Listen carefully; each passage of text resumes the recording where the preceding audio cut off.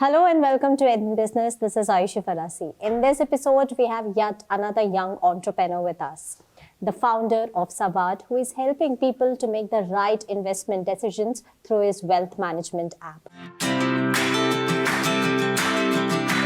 So, my dear friends, Savart is an advisory technology company which helps their client to make sound investments to the stock market, mutual funds, and bonds.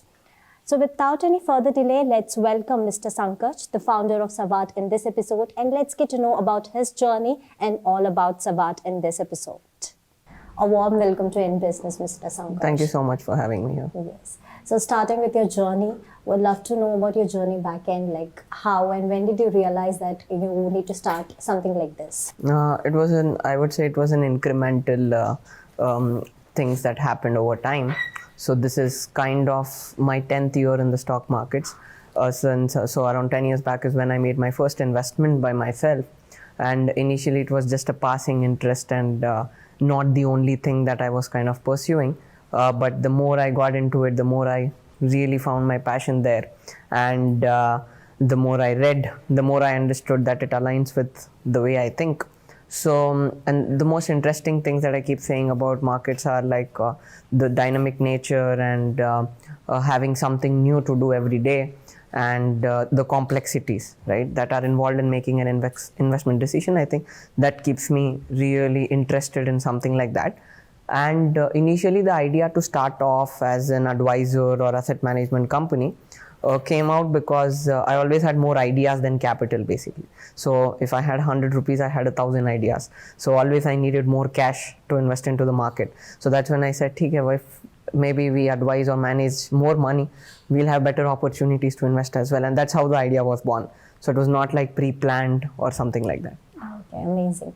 So for a better understanding, I would like to know a little about Savart, like the whole module about like how does it work and how does it help people with the investment decisions? Sure.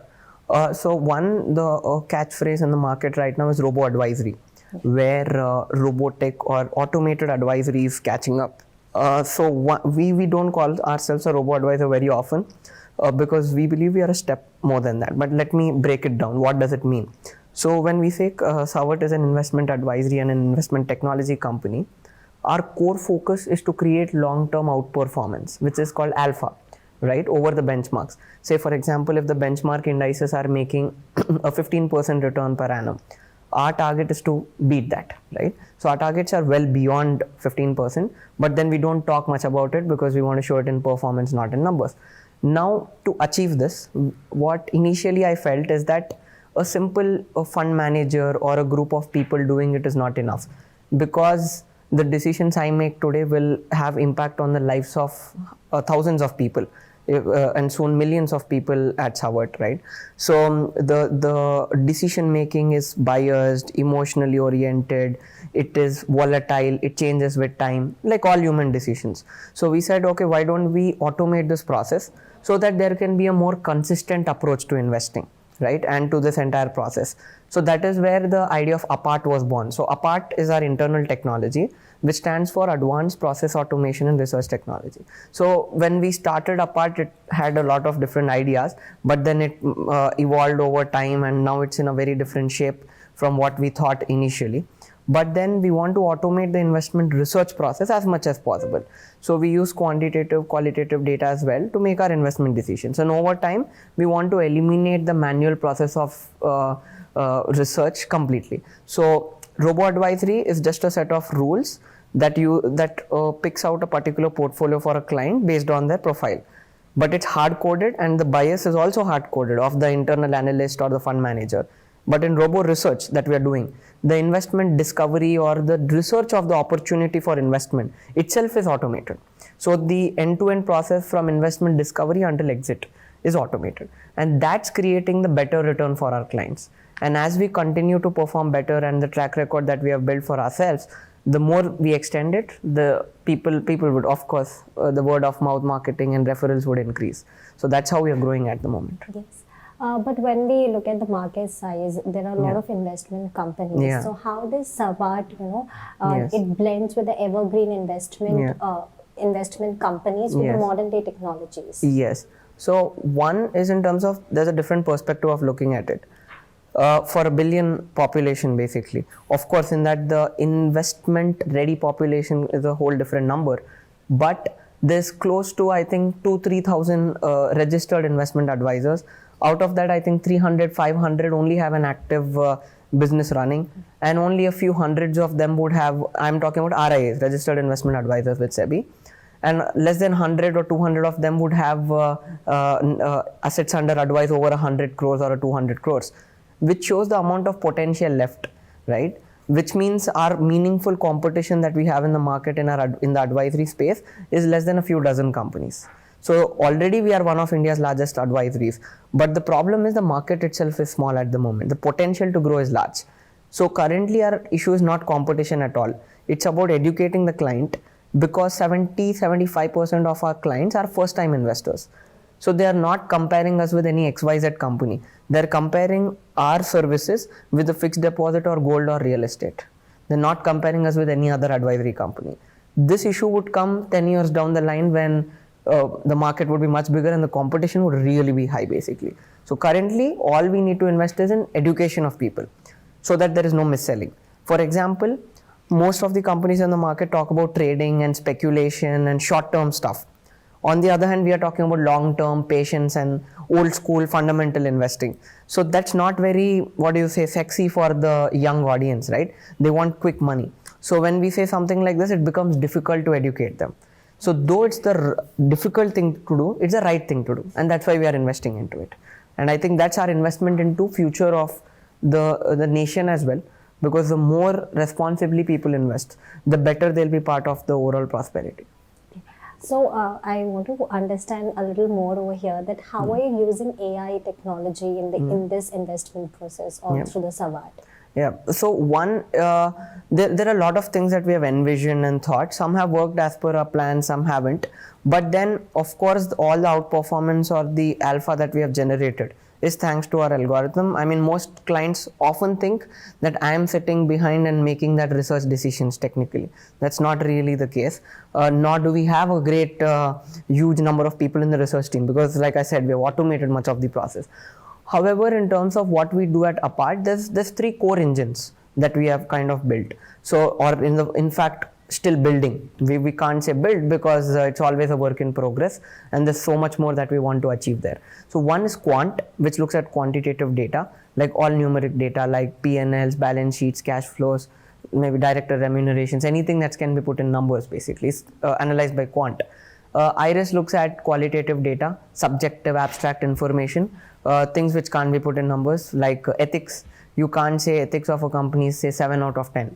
Difficult. You need to explain what is 7, what is 10 basically. So this qualitative information is also analyzed. Now this system also makes it different from the typical quant based hedge funds, because we are not just using mathematical models or technical factors to make a decision.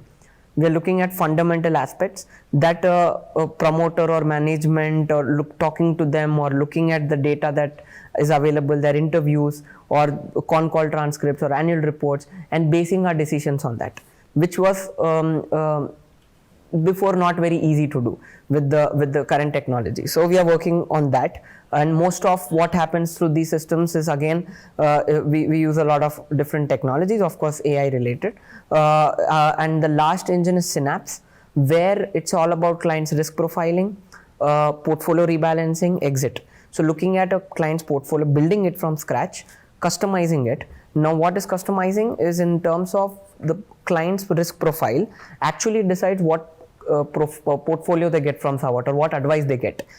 Typically what happens with an advisor in the market is that irrespective of what your requirements or goals are, the advisor has technically 10, 20 or maybe even 100 stocks in the portfolio, and they give the same things to everybody. So it doesn't matter. It's like a one size fits all, which actually doesn't work. Just like your car, right? If you're buying a car, you won't buy a car just because your neighbor has the same car. You'll do your own research. Okay. Same thing with a portfolio.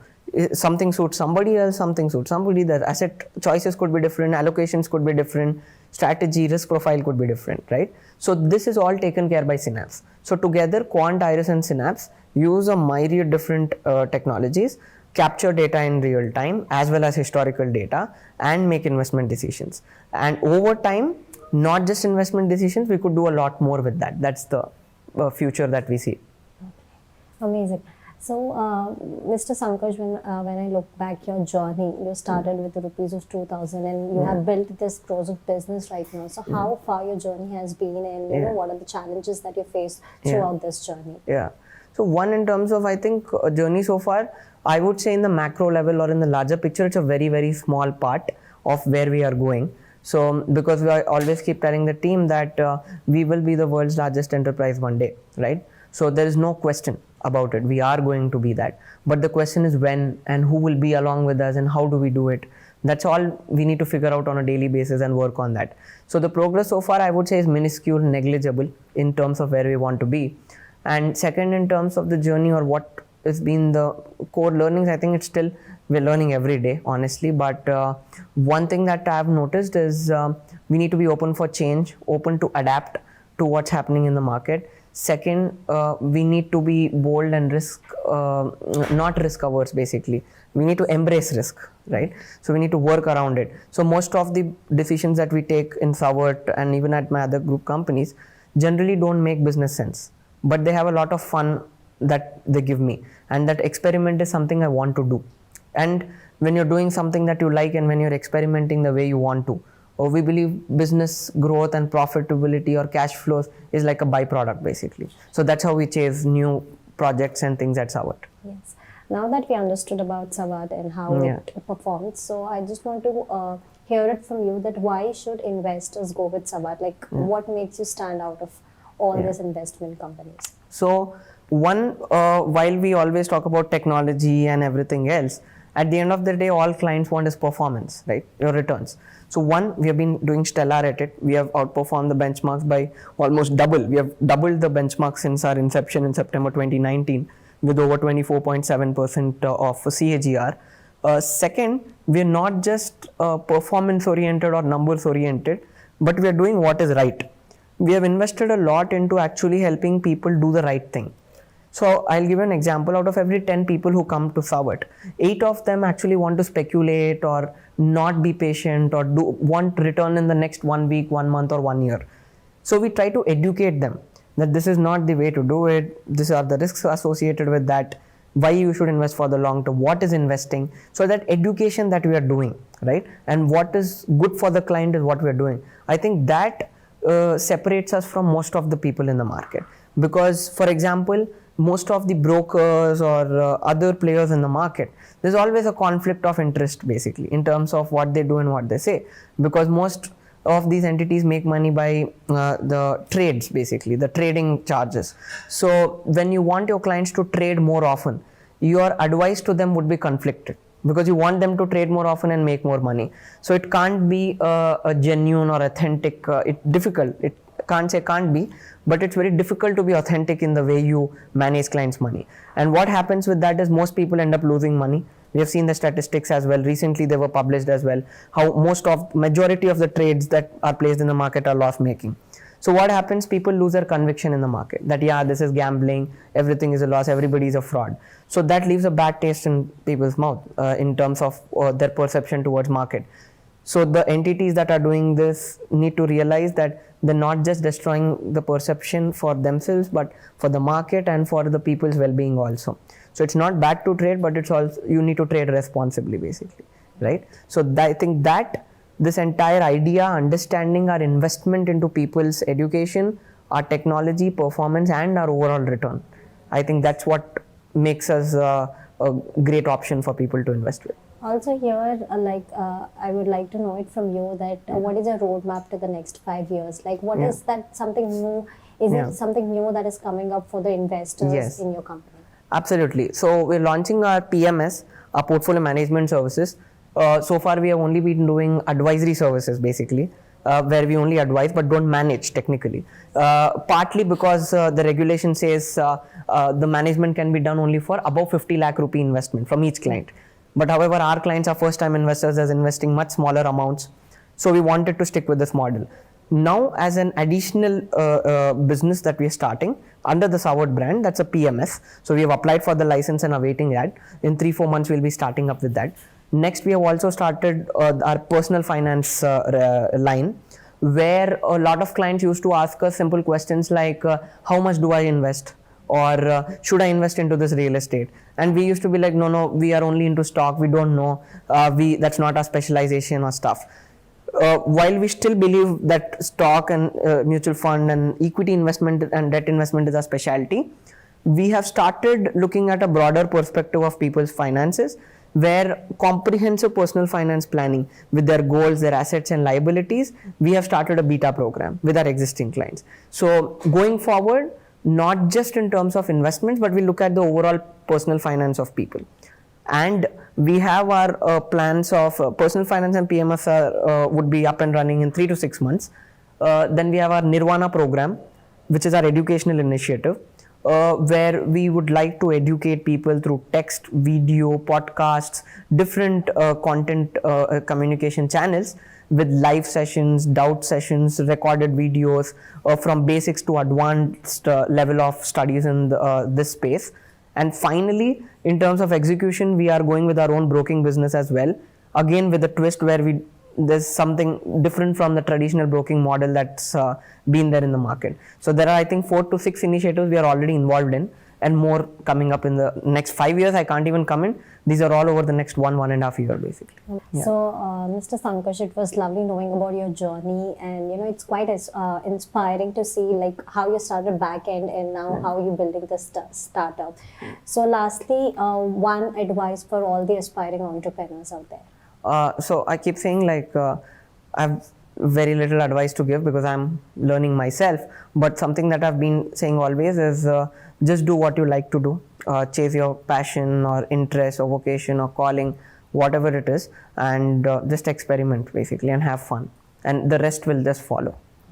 So thank you so much for joining in this episode with M Business. Yeah. It was lovely having you here and having this conversation with you. Thank you so much for joining. Thank you so much as well. Thanks. So, well, my dear friends, today we were in conversation with Mr. Sankarsh, the founder of Savart. Hearing about his journey and hearing all about Savart, I remember a quote of Dhirubhai Ambani which states that the success of all the young entrepreneurs is the key to India's transformation to new millennium, and he truly defines this. So with this is Ayushi Farasi signing off. Stay tuned to M Business.